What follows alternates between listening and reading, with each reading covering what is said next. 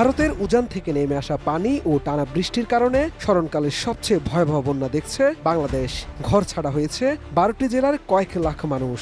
এর মধ্যে আরও একটি দুঃসংবাদ পেল বাংলাদেশ। এবার ফারাক্কাবাদের 109টি দরজা খুলে দিয়েছে ভারত।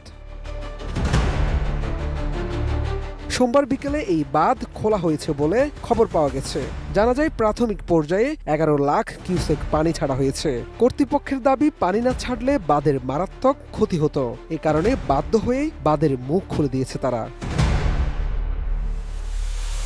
এদিকে ফারাক্কা বাঁধ খুলে দেওয়ার খবরে বাংলাদেশের মানুষের মাঝেও আতঙ্ক দেখা দিয়েছে। ভারতের এত বিশাল বাঁধ খুলে দেওয়ার পর দেশের চলমান বন্যা পরিস্থিতি কি আরও ভয়াবহ রূপ নিবে? এ নিয়ে কি বলছে কর্তৃপক্ষ?